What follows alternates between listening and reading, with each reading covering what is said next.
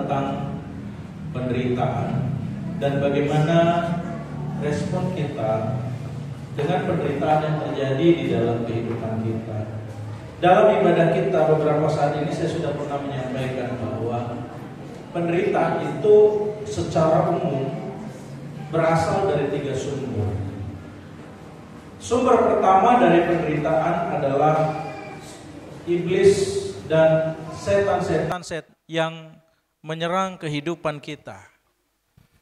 Mulanya iblis membujuk kita untuk percaya kepada dusta yang dia ucapkan. Membujuk kita untuk percaya kepada kebohongan-kebohongan yang dia sampaikan. Dan ketika kita percaya apa yang dikatakan oleh suara-suara iblis lebih daripada firman Tuhan, maka kita mulai masuk ke dalam pencobaan demi pencobaan yang membawa kita masuk ke dalam penderitaan demi penderitaan. Nah, kadang-kadang iblis juga mendapat akses untuk membuat kita menderita seperti yang dialami oleh Ayub. Ayub di dalam kesalehannya, bahkan ketika teman-temannya menuduh dia bisa menyatakan dirinya bahwa dia tidak melakukan suatu kesalahan pun sehingga dia harus mengalami penderitaan sedemikian rupa seperti yang dia alami. Tapi dari peristiwa Ayub kita sadar betul bahwa iblis bekerja bahkan membujuk Allah untuk menyerahkan Ayub ke dalam tangannya, sehingga kemudian iblis mengambil harta bendanya, iblis mengambil anak-anak yang dia kasihi sehingga 10-10-nya mati. Bahkan kemudian iblis mengakibatkan penderitaan pada tubuh Ayub sendiri, tubuhnya penuh dengan borok. Sehingga dia harus mengambil beling untuk kemudian menggaruk tubuhnya itu. Tujuan dari iblis menyerang kita, membuat kita menderita, untuk kemudian menyeret kita ke dalam dosa dan maut. Iblis ingin menghancurkan kehidupan kita dengan penderitaan demi penderitaan. Itu sebabnya dalam hal inilah Tuhan Yesus mengajarkan kita berdoa dalam doa Bapa kami, janganlah membawa kami ke dalam pencobaan, tetapi lepaskanlah kami daripada yang jahat. Saudara yang dikasihi Tuhan, kita perlu berdoa supaya Allah melindungi kita dari pekerjaan-pekerjaan si jahat. Supaya Allah melindungi kita dari pencobaan-pencobaan yang memang asalnya dari si jahat. Supaya kita kemudian tidak hancur masuk ke dalam dosa yang ujungnya adalah maut. Dan pekerjaan-pekerjaan itu merupakan pekerjaan dari si jahat. Untuk yang satu ini kita boleh berdoa memohon kasih karunia Tuhan. Tapi sumber kedua dari pencobaan dan banyak sekali merupakan penyebab utama dari pencobaan, dari masalah, dari penderitaan yang terjadi dalam kehidupan kita. Sumber keduanya adalah keinginan kita sendiri. Di dalam Yakobus pasal yang pertama ayat yang ke-14 dikatakan, tetapi tiap-tiap orang dicobai oleh keinginannya sendiri. Tidak ada satupun di antara manusia yang tidak punya keinginan. Konsekuensi dari Allah menciptakan kita sebagai makhluk yang memiliki kehendak bebas, itu berarti kita juga punya keinginan yang bebas. Ingin makan, ingin kaya, ingin sejahtera, ingin lebih dari orang lain, ingin menjadi orang yang hebat, keinginan demi keinginan. Sebenarnya keinginan-keinginan tidak ada masalah. Sebab itu bagian integral kehidupan kita yang memang Allah ciptakan. Kita tidak dicipta sebagai robot, kita diciptakan sebagai makhluk yang memiliki keinginan. Tetapi kapan keinginan akan menjadi pencobaan bagi kita? Ketika keinginan itu dibiarkan menjadi penguasa. Ketika keinginan dibiarkan menjadi pengontrol kehidupan kita. Ketika seseorang tidak mampu lagi menguasai keinginannya, dia dikendalikan oleh keinginannya. Dan dalam Yakobus pasal yang pertama ayat ke-14 ini dikatakan ia diseret dan dipikat diikat oleh keinginan-keinginannya. Dan perhatikan gambar di depan ini, orang ini punya keinginan, tapi keinginannya menyeret dia sedemikian rupa, sehingga akhirnya keinginannya itu menguasai kehidupannya. Ayat yang ke-15 dari Yakobus pasal yang pertama, dan apabila keinginan itu telah dibuahi, keinginan itu dibiarkan berkuasa terus-menerus, mengambil kontrol kehidupan kita, maka keinginan itu melahirkan dosa. Dan dosa yang dibiarkan akan menjadi matang dan melahirkan maut dalam hidup seseorang.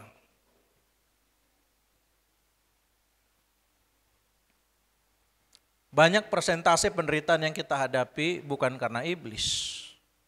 Walaupun beberapa bagian merupakan panah-panah api yang dilontarkan oleh si jahat.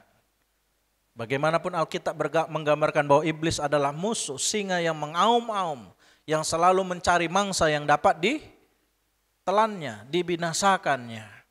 Tetapi banyak orang jatuh ke dalam pencobaan justru karena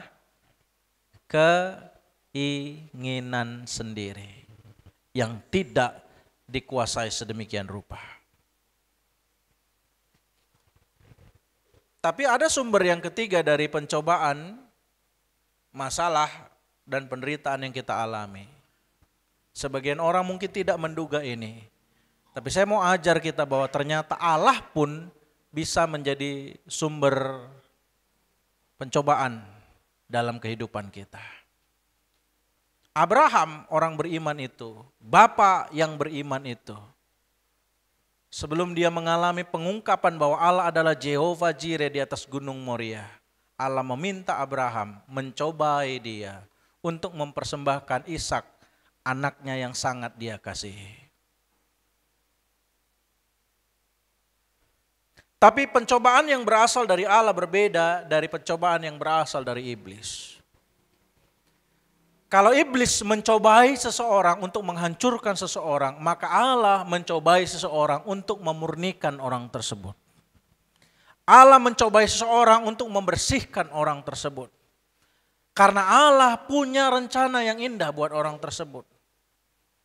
Surat Paulus mengatakan barang-barang yang mulia dipakai untuk kepentingan yang mulia, sementara barang-barang yang kurang mulia dipakai untuk kepentingan yang kurang mulia pula. Tidak ada orang yang memajang periuk di ruang tamu. Tidak ada orang yang memajang kuali di ruang tamu. Barang-barang yang mulia lah yang dipajang di ruang tamu. Piala-piala, piagam-piagam, ya, benda-benda yang indah, guci-guci. Ya, barang-barang dari emas dan perak di zaman dulu orang pasang itu di ruangan tamu. Kenapa? Untuk kepentingan yang mulia. Sementara barang-barang yang kurang mulia ditempatkan di belakang. Keadaan kita hari ini mungkin kurang mulia untuk ditempatkan Allah di tempat yang mulia. Tapi Allah ingin meninggikan kita, Allah ingin mengangkat kita di dalam kemuliaannya. Maka untuk itu, maka sering sekali prosesnya adalah penderitaan. Minggu lalu sudah disampaikan pengharapan yang tidak mengecewakan. Sering sekali keinginan kita harus dimurnikan. Supaya kita sampai kepada pengharapan yang benar. Bukan berharap kaya sekalipun Allah bisa membuat kita kaya. Bukan berharap menjadi lebih hebat dari orang lain sekalipun Allah bisa melakukan itu dalam kehidupan kita. Tapi berharap agar Allah memurnikan karakter kita. Berharap Allah memulihkan segala sesuatu. Sehingga kita sampai kepada pengharapan yang tidak mengecewakan. Tujuan akhir dari percobaan yang Allah izinkan adalah pemurnian kehidupan rohani yang semakin kuat, bahkan peninggian yang berasal daripada Allah. Di dalam 1 Petrus pasal yang ke-5 ayat yang ke-10 dikatakan seperti ini. Dan Allah sumber segala kasih karunia yang telah memanggil kamu dalam Kristus kepada kemuliaannya yang kekal, akan melengkapi, meneguhkan, menguatkan, dan mengokohkan kamu sesudah kamu menderita seketika lamanya. Jadi memang ada waktu di mana Allah meluaskan penderitaan dalam kehidupan orang percaya. Waktunya Tuhan yang tahu, kita nggak tahu. Pasti orang ketika mengalami penderitaan pengen cepat selesai. Tapi bagaimana berespon kita akan menentukan lama waktu kita di dalam pencobaan yang diluaskan oleh Allah. Ada orang-orang yang mengalami penderitaan selama 1 bulan, Allah luaskan itu dalam hidupnya. Ada yang menderita selama 6 bulan, ada yang menderita selama 1 tahun. Tapi tidak sedikit juga Allah meluaskan sampai 10 tahun, 20 tahun, 30 tahun demi memurnikan kita, melatih otot-otot rohani kita sehingga kita menjadi semakin kuat.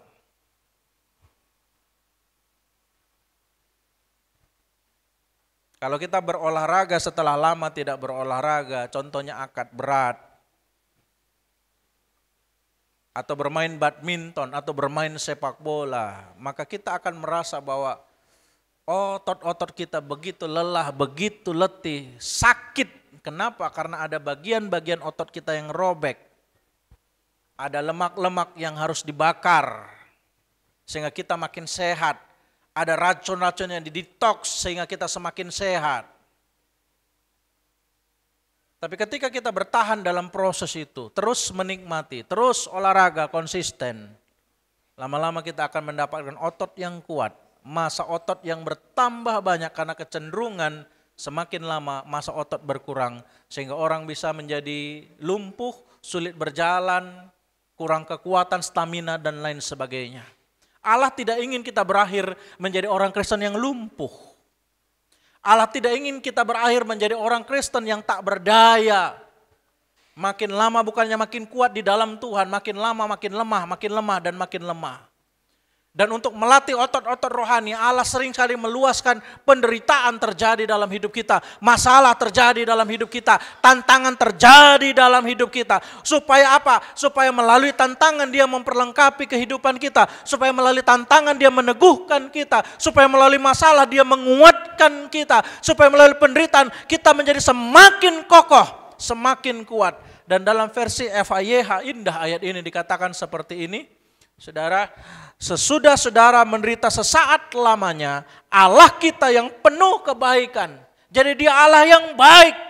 Dia bukan Allah yang semena-mena. Akan memberikan kemuliaannya yang kekal kepada saudara melalui Kristus. Ia sendiri akan datang dan mengangkat saudara, menegakkan serta menjadikan saudara lebih kuat. Perhatikan kata ini, menjadikan saudara lebih kuat dari sebelumnya. Mau jadi orang Kristen yang kuat? Maka itu pasti melalui penderitaan. Orang Kristen tidak menjadi kuat melalui kenyamanan. Orang Kristen tidak menjadi kuat melalui berkat-berkat finansial, kecukupan. Sering sekali orang Kristen menjadi kuat justru ketika Allah membawa kita ke masa-masa kritis. Justru ketika membawa Allah kita masuk ke dalam tantangan, masuk ke dalam penderitaan. Disitulah orang Kristen akan bertumbuh kuat, semakin dewasa, semakin cinta Tuhan, semakin serupa dengan Tuhan Yesus. Dan ujung dari penderitaan itu, akhir dari semuanya adalah kita ditinggikan oleh Tuhan. Itu sebabnya saya menyampaikan firman Tuhan hari ini. Judul firman Tuhan buat kita, dari penderitaan menuju kepada peninggian. Menjadi semakin kuat melalui penderitaan yang Tuhan luaskan dalam kehidupan kita. Kita akan belajar ada 4 respon yang harus kita miliki, kita lakukan supaya ketika Allah meluaskan penderitaan atau ketika penderitaan terjadi karena serangan si jahat, atau kalaupun kita menderita karena salah kita sendiri, karena keinginan-keinginan yang tidak dikontrol, kita harus punya respon ini supaya pada akhirnya penderitaan itu menghasilkan hal yang baik. Dan pada saatnya Allah akan meninggikan kita. Kita akan belajar dari 1 Petrus pasal yang ke-5, ayat yang ke-6 sampai ayat yang ke-10. Saya ajak kita membaca ayat-ayat ini. Mari bangkit berdiri Bapak Ibu.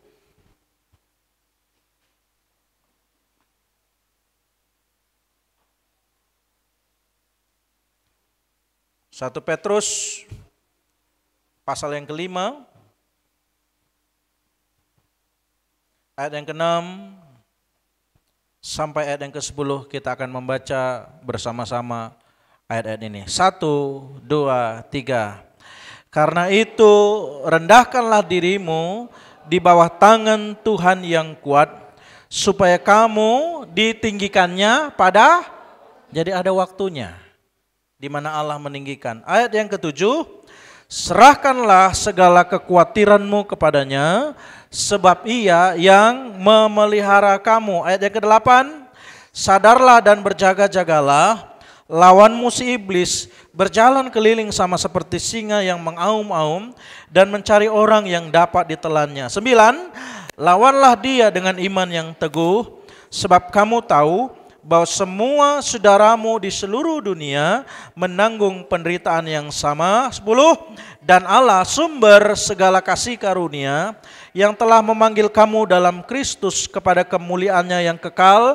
akan melengkapi, meneguhkan, menguatkan, dan mengokohkan kamu sesudah kamu menderita seketika lamanya. Katakan amin. Silakan duduk Bapak Ibu yang dikasihi Tuhan. Siapa di antara kita yang hari-hari ini sedang diserang oleh penderitaan? Angkat tangan. Tinggi-tinggi. Oke. Siapa di antara kita yang diserang penderitaan dan akhirnya merasa menderita? Angkat tangan. Enggak ada yang merasa menderita? Oh, puji Tuhan. Semuanya kuat di dalam Tuhan ya. Dan kiranya kita dikuatkan oleh firman-Nya. Hal yang pertama, apa yang harus kita lakukan ketika Allah meluaskan penderitaan dalam kehidupan kita? Ayat yang ke-6, dan karena itu rendahkanlah dirimu di bawah tangan Tuhan yang kuat, supaya kamu ditinggikannya pada waktunya. Tidak sedikit orang Kristen yang mengalami penderitaan, lalu dengan jumawa, dengan sombong, dia datang kepada Allah dan mulai mengajukan kebaikan-kebaikannya. Tuhan, bukankah aku sudah mengikut Engkau dengan setia? Tuhan, bukankah aku selama ini melayani Engkau tidak absen-absen? Bukankah aku sudah menyatakan loyalitasku nyata terpampang di tengah-tengah jemaat? Gembala sidang kami bisa menyaksikannya. Tetapi kenapa Tuhan Engkau mengizinkan aku menderita seperti ini? Kenapa Tuhan Engkau tidak menolong aku ketika aku membutuhkannya? Kenapa Tuhan izinkan masalah ini sedemikian rupa? Belum habis yang satu, sudah datang yang lain. Kenapa aku menderita dan menderita? Tuhan tidak adil.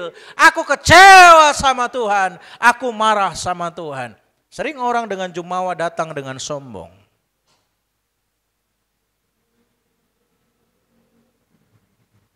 Tapi bukan itu yang diajar firman Tuhan. Ketika engkau mengalami penderitaan, rendahkanlah dirimu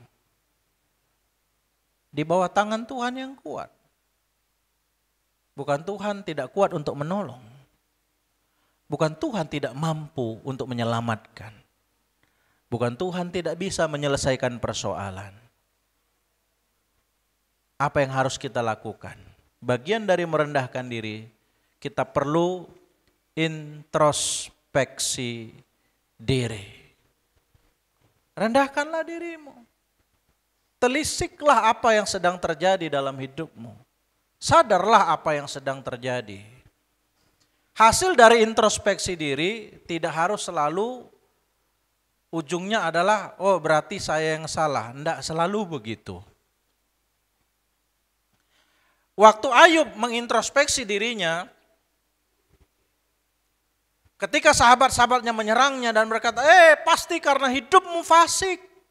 Pasti karena engkau melakukan pelanggaran-pelanggarannya. Itu sebabnya tangannya menekan engkau sedemikian kuat. Ayub berkata apa? Di hadapannya aku tidak melakukan kesalahan sedikit pun. Jadi tidak selalu juga penderitaan itu karena kita salah. Jadi introspeksi diri bukan berarti kita harus selalu kemudian merasa salah. Tidak juga. Tapi kalau salah mengakulah. Kita perlu sadar apa yang sedang terjadi. Ya, coba kita sadar, coba kita introspeksi sebenarnya apa sumber dari penderitaan kita. Tadi saya sudah cerita ada 3 sumber. Kalau sumbernya adalah iblis dan setan-setan, ya, maka ayat yang ke-8 berkata sadarlah lawanmu si iblis. Jadi jangan marahnya sama Tuhan. Tidak sedikit orang Kristen yang jadi kecewa sama Tuhan. Marah sama Tuhan, udahlah selama ini aku melayani. Tapi gininya Tuhan sama aku gak mau melayani lagi. Sadarlah lawanmu bukanlah Allah. Sadarlah Allah lah yang menjaga dan melindungi kita. Lawan kita justru si iblis. Dia seperti singa yang berjalan mengaum-aum dan terus mencari orang-orang Kristen yang bisa ditelannya.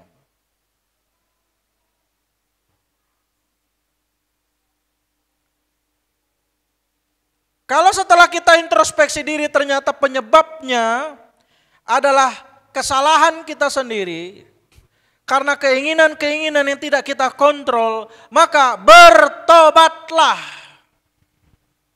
berhentilah, tinggalkanlah itu. Ada orang yang menderita di ranjang rumah sakit. Kenapa?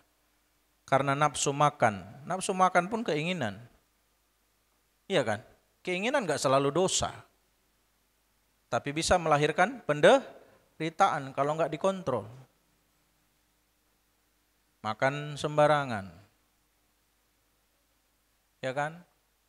Bakso koje, bakso mercon, bakso lava.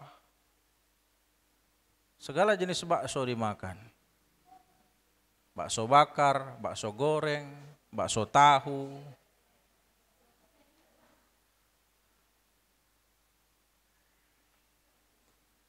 Makan dan makan. Akhirnya asam urat, kolesterol, darah tinggi, masuk rumah sakit, stroke. Waktu datang pendeta, harapannya apa? Waktu pendeta tumpang tangan maunya, langsung aku sembuh. Nah ini belajar saudara, kalau penderitaan karena salah sendiri bisa sih mujizat terjadi, bisa. Tapi kadang-kadang memang Allah luaskan prosesnya dalam hidup kita supaya lain kali sembuh dari rumah sakit jangan lagi makan bakso, nggak jelas. Walaupun kenyataannya setelah keluar rumah sakit ngulang lagi, habis itu masuk lagi.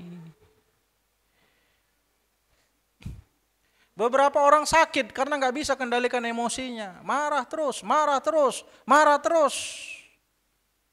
Akhirnya tubuh yang sehat pun jadi sakit, bergoncang semua organ dalam ini, masuk rumah sakit, menderita, tusuk sana, tusuk sini, suntik sana, suntik sini.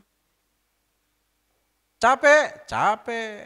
Datang pendeta, maunya sembuh hari ini. Tapi kadang Allah luaskan itu. Harus ada pelajaran yang kita ambil.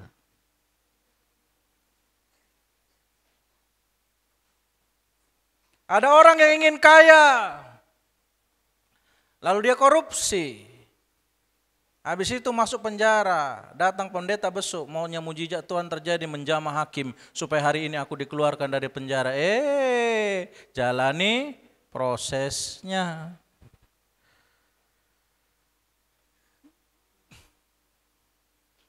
Ingin kaya, judi online, ingin kaya, membungakan uang. Habis itu kena kutuk anak-anaknya. Maunya datang pendeta doa, langsung berubah. Jalani prosesnya. bertobat. Tapi kalau ternyata sumbernya adalah dari Allah, udah kita coba introspeksi diri, coba telisik, kayaknya di dalam doa ini bukan serangan iblis. Di dalam doa kayaknya nggak ada Roh Kudus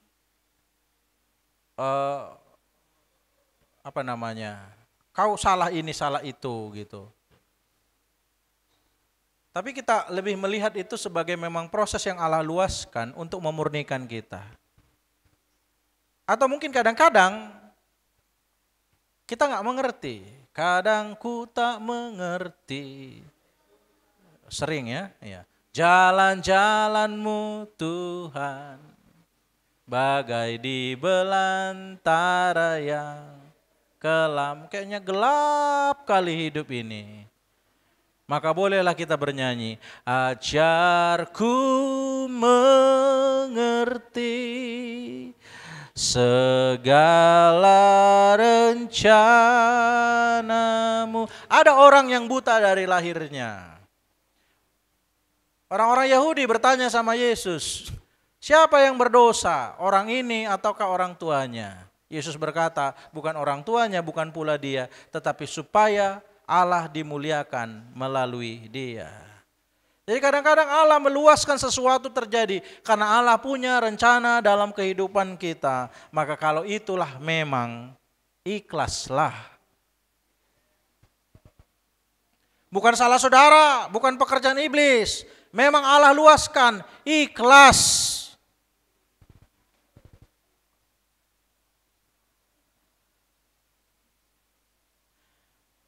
Dan setelah kita sadar, kita introspeksi, dalam 1 Petrus pasal yang ke-5 tadi, ayat yang ke-8 dikatakan, berjaga-jagalah, lawanlah dia dengan iman yang teguh.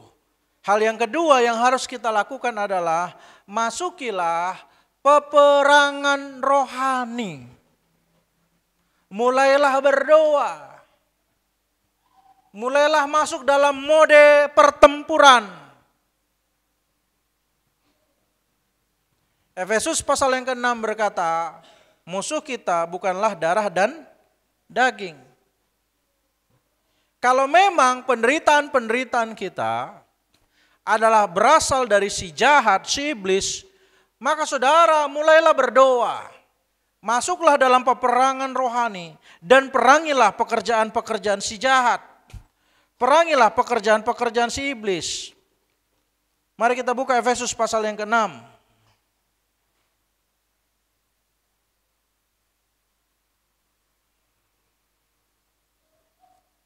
Efesus pasal yang ke-6.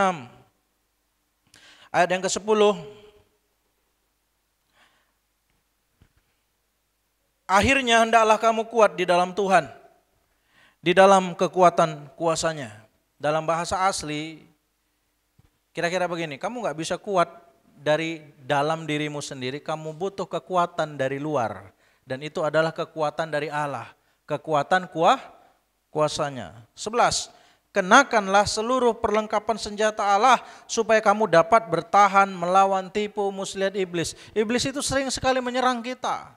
Ada panah-panah api yang terus ditembakkan kepada kita untuk menipu kita, untuk menenggelamkan kita, untuk menghancurkan kita. Maka supaya kamu bisa bertahan, kamu harus menggunakan senjata-senjata perang rohani yang Allah berikan kepadamu, kata ayat ini. Tidak ada orang yang berperang, dia pegang pedang, lalu pedangnya begini, lalu dia menghadapi musuh. Ya lama-lama mati kena bacok.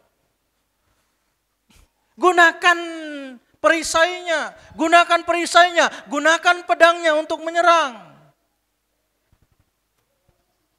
Ayat 12, karena perjuangan kita bukanlah melawan darah dan daging, tetapi melawan pemerintah-pemerintah, melawan penguasa-penguasa, melawan penghulu-penghulu dunia yang gelap ini, melawan roh-roh jahat di udara. 13, sebab itu ambillah seluruh perlengkapan senjata Allah, supaya kamu dapat mengadakan perlawanan pada hari yang jahat itu. Kadang-kadang kayak sial kali hidup kita gitu ya.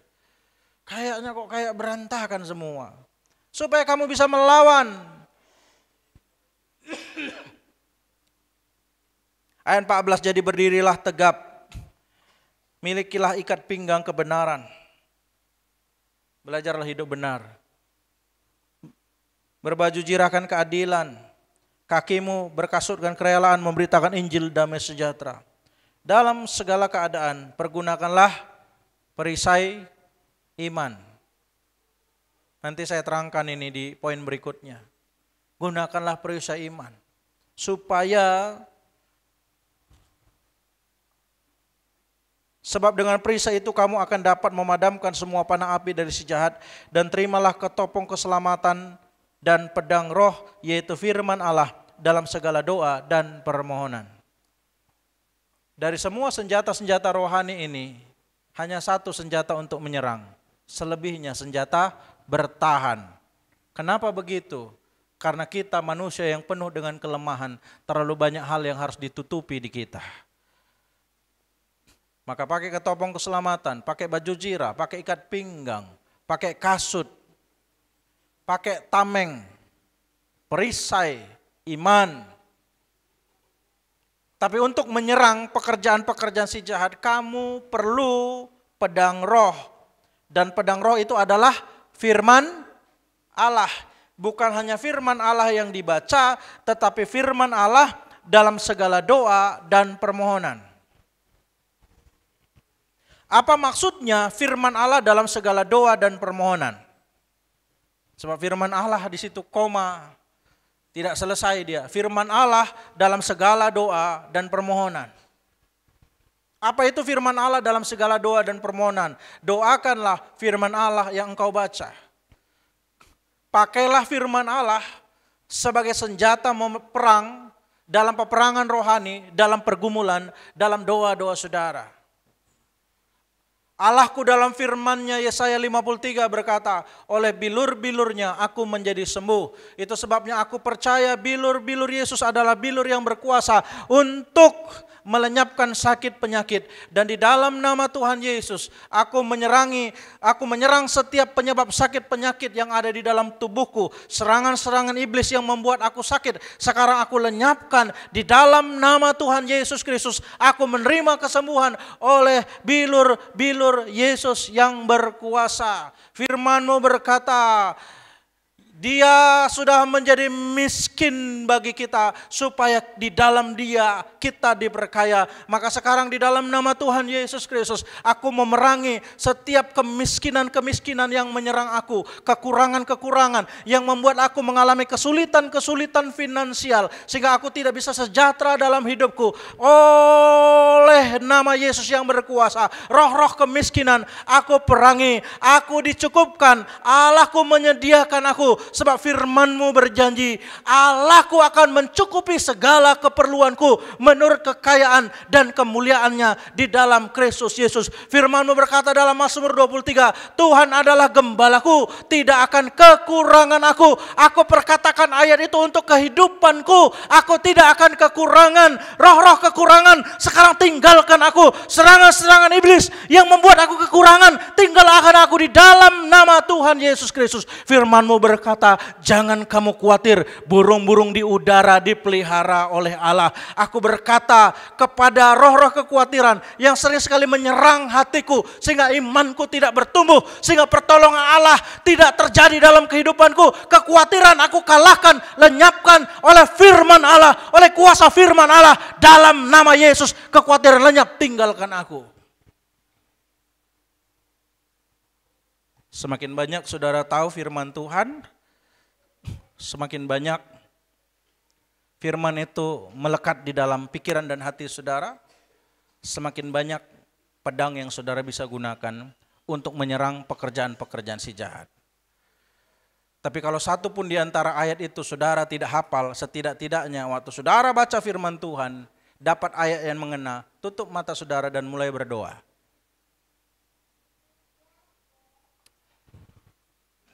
Cara doanya kayak tadi, sesuai dengan ayatnya. Jadi ayat itu bukan hanya berkuasa waktu kita baca.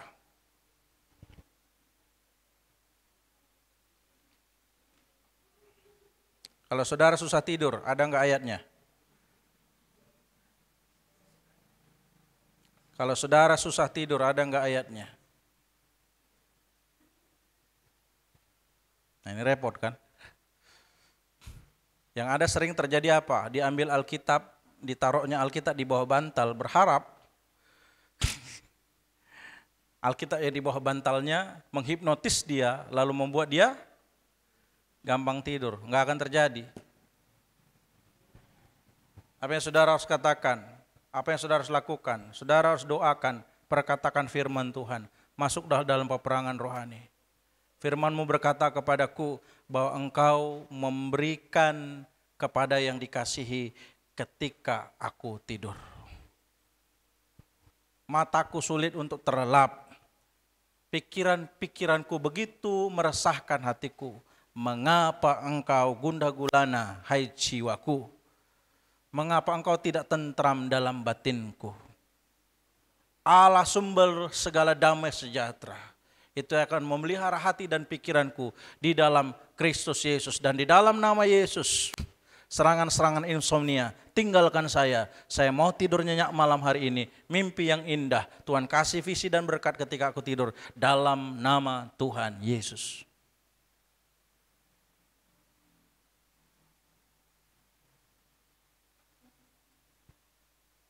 Jadi carilah pedang yang tepat untuk musuh yang saudara hadapi dalam hidup saudara. Apa sering masalah yang menghampiri kita? Pasti selalu uang kita bilang. Tadi udah banyak ayatnya tuh saya bicarakan. Masih banyak ayat yang lain. Gunakan firman Tuhan. Senjata menyerang itu adalah pedang roh. Dalam segala doa dan permohonan.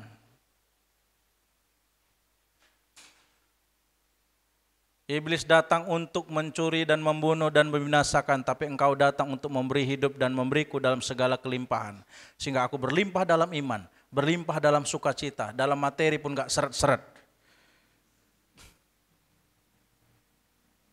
Kiranya engkau memberkati aku berlimpah-limpah dan memperluas wilayahku, dan kiranya tanganmu menyertai aku sehingga kesakitan tidak menimpa aku. Banyak kok.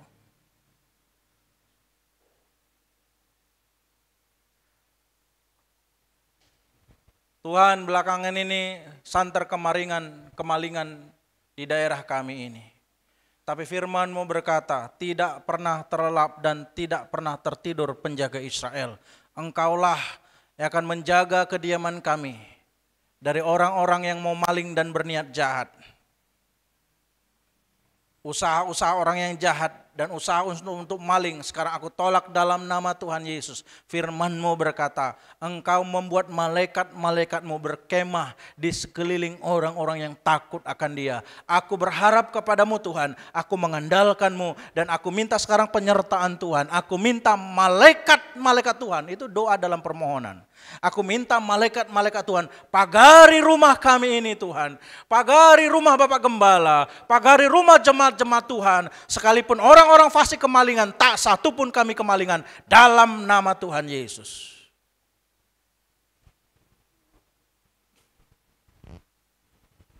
Saudara bisa lakukan itu? Udah banyak contohnya aku kasih. Mau contoh lagi? Bisa lakukan itu Bapak Ibu? Anak muda bisa lakukan itu? Masuklah dalam peperangan rohani. Senjata menyerangnya apa? Firman Tuhan yang didoakan. Firman Tuhan yang dimohonkan. Jadi jangan hanya sadar, tapi berdoalah. Kalau sumbernya adalah keinginan daging, mulailah perangi keinginan-keinginan daging. Firman-Mu berkata, keinginan daging bertentangan dengan keinginan roh. Dan sebenarnya aku menjadi setru Tuhan ketika aku hidup di dalam keinginan daging. Itu sebabnya aku minta Roh Kudus, pimpinlah aku. Oleh karena pimpinan-Mu aku akan mengalahkan keinginan-keinginan daging. Biarlah roh berbuah-buah di dalam hidupku. Aku memiliki kasih, aku memiliki sukacita, damai sejahtera, kesabaran, kemurahan, kebaikan, kesetiaan, kelemah lembutan, dan penguasaan diri. Sehingga setiap perbuatan-perbuatan daging, percabulan, kecemaran, hawa nafsu, nafsu jahat, penyembahan berhala, sihir, perseteruan, segala kejahatan, kemabukan, pesta pora, semua perbuatan-perbuatan daging meninggalkan aku di dalam nama Tuhan Yesus.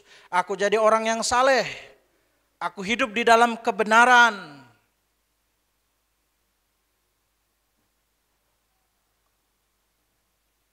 Kebetulan saya sedang di Alkitab, saya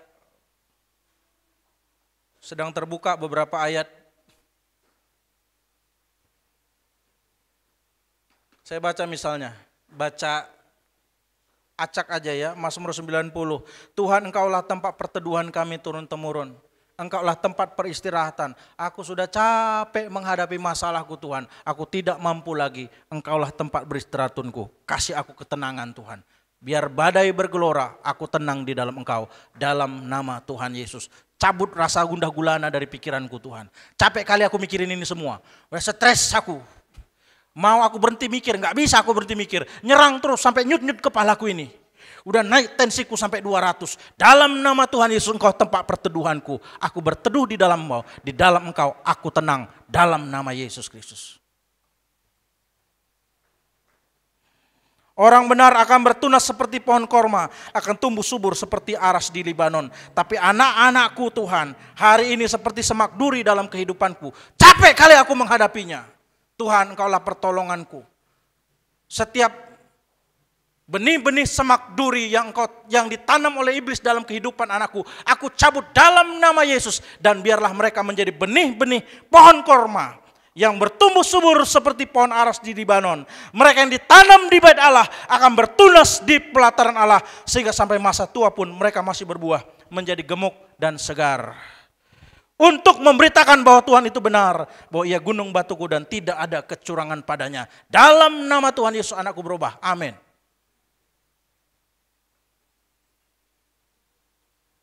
Gunakan firman Tuhan untuk menyerang sistem-sistem si jahat. Amin. Untuk mengalahkan perbuatan-perbuatan daging kita. Tapi gunakan juga firman Tuhan ketika kita merasa diproses oleh Tuhan. Yohanes pasal 15 berkata, Engkau adalah pokok anggur yang benar dan akulah rantingmu. Setiap ranting yang berbuah dibersihkan. Dan aku tahu di dalam Engkau aku berbuah. Maka aku izinkan setiap proses Allah membersihkan hidupku supaya aku lebih banyak berbuah untuk kemuliaan nama Tuhan. Tuhan bergaul karib dengan orang yang takut akan Dia dan perjanjiannya diberitahukannya kepada mereka. Tuhan, dalam pergumulan dan perderitaanku, aku datang kepadamu, beritahukanlah perjanjianmu dalam kehidupanku. Supaya aku tidak cemas dengan yang sedang terjadi ini. Karena aku mengerti kemana arah dan tujuan Allah melakukan semua ini dalam kehidupanku.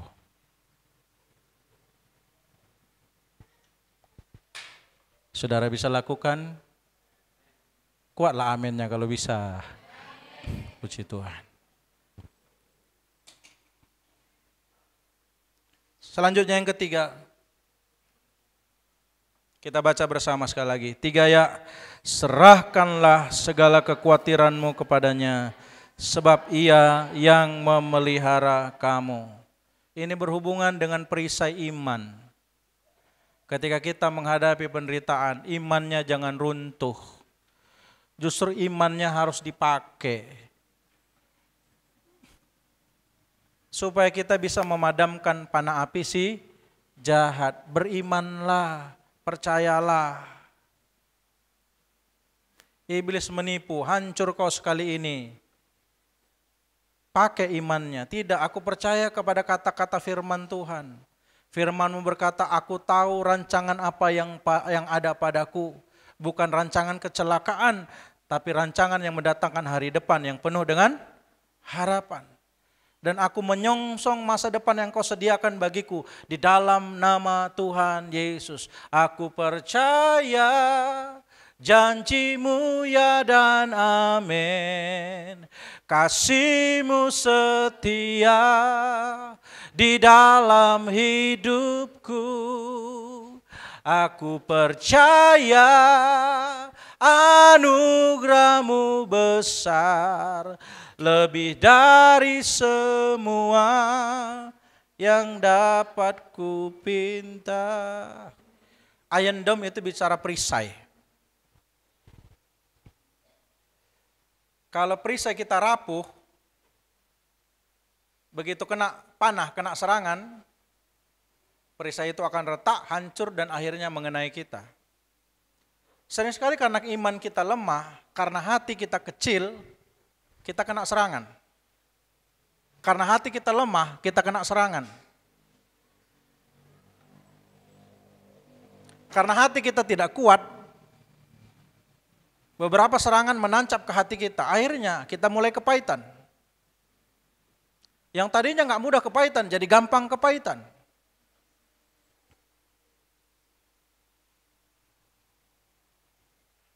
Siapa bapak-bapak yang pegang pulpen? Ada bapak yang pegang pulpen? Ada. Mari Pak Ritonga ke sini Pak. Sekali-sekali supaya masuk kamera Bapak.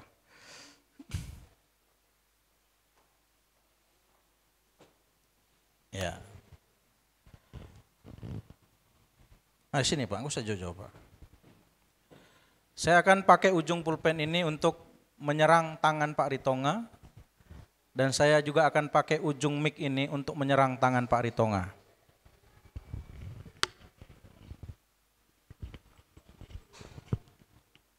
Coba menghadap saya Pak gini Pak. Arahkan tangan Bapak gini. Iya. Saya akan menyerang dengan kekuatan serang yang sama. Dan ini kemudian mengenai tangan Pak Ritonga. Pertanyaannya, mana lebih sakit? Kena ujung pulpen atau kena ujung mic? Walaupun tenaganya sama. Sakit pulpen kan Pak? Iya. Bapak tahu kenapa pulpen lebih sakit? Apa ilmunya Pak? Karena tajam ya. Makasih Pak, silakan duduk Pak. Bapak dulu jurusan IPA atau IPS Pak? IPS, ya wajar Bapak nggak tahu. Dulu saya sempat jadi guru fisika, ada namanya teori tekanan. Hukum tekanan itu yang paling sederhana, tekanan adalah gaya dibagi luas permukaan. Tekanan akan besar bergantung kepada berapa besar gaya dibagi luas permukaan.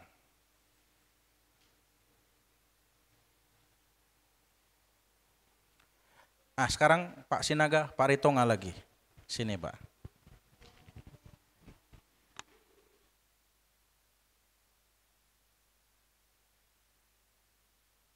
Kali ini bapak-bapak jadi bahan percobaan.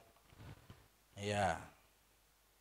Ini saya pakai ini, saya pakai ini. Oke, lalu serang dengan kekuatan yang sama. Dak. Lebih sakit? Pak Ritonga. Dalam teorinya, gayanya bisa sama, tapi tekanannya bisa berbeda bergantung kepada luas bidang tekan. Masalah Pak Ritonga dengan masalah Pak Sinaga bisa sama berat. Tetapi rasa tertekannya bisa berbeda. Tergantung kepada luas hati. Luas bidang tekan. Kalau hati Pak Sinaga luas, sementara hati Pak Ritonga sempit, Pak Sinaga diserang oleh serangan dengan kekuatan 100, dan Pak Ritonga diserang dengan kekuatan 100, tapi luas hati Pak Sinaga 50, sementara luas hati Pak Ritonga cuma 1. 100 dibagi 50 berapa? 2. Maka tekanan yang dialami Pak Sinaga hanya 2, sementara tekanan yang dialami Pak Ritonga 100 bagi 1 berapa? 100. Maka walaupun penderitaannya sama besar, tapi Pak Ritonga akan merasa lebih menderita. Nangkap Pak ya? Makasih Pak, silakan duduk. Ini pulpennya Pak.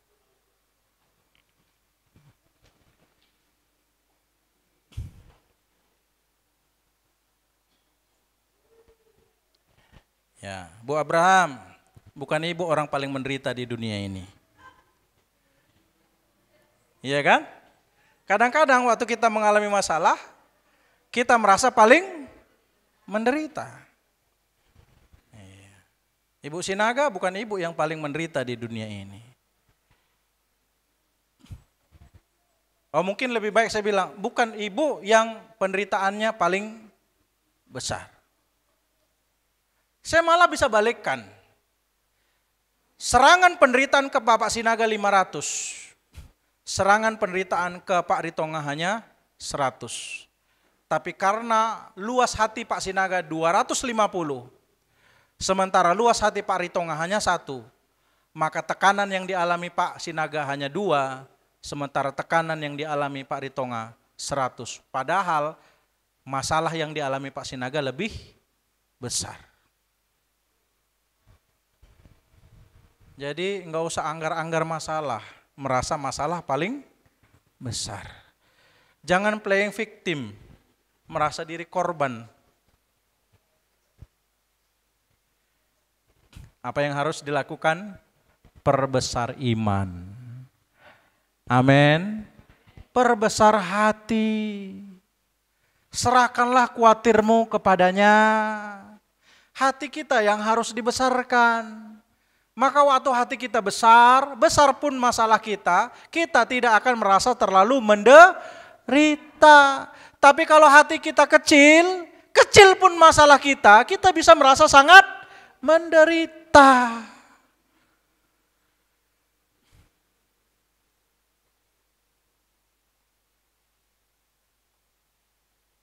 Dan yang terakhir,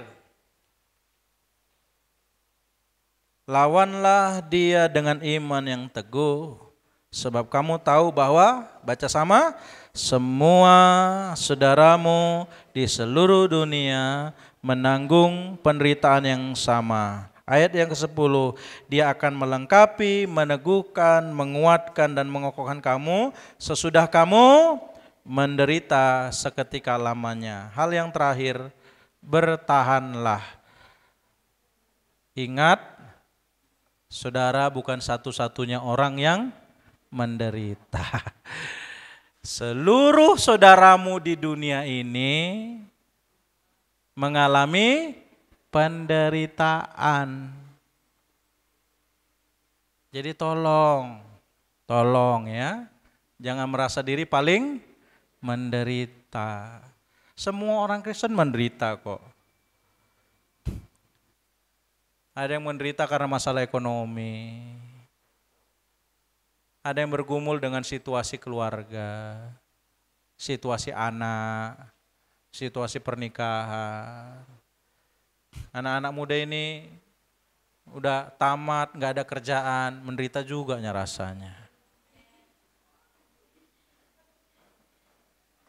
Umur udah 28, jodoh belum kelihatan, itu pun menderita juga rasanya. Jadi Pak Ritonga punya penderitanya sendiri, Pak Simangunsong punya deritanya sendiri, Pak Hombing punya deritanya sendiri, Bapak Ibu Sitepu punya derita sendiri, si Cece pun punya derita sendiri. Tapi kalau dipikir-pikir kali derita itu, kalau hati kita kecil, masih muda pun sudah kayak opung-opung gerakannya. Yang tua-tua bisa bergandengan tangan dalam kasih. Datang yang muda-muda. Kenapa? Karena tertekan.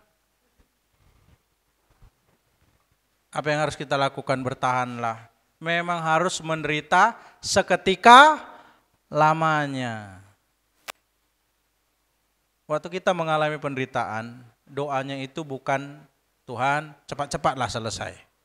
Memang itu sih yang kita harapkan. Tapi jauh lebih penting kita meminta Tuhan memberi kekuatan supaya kita mampu bertahan.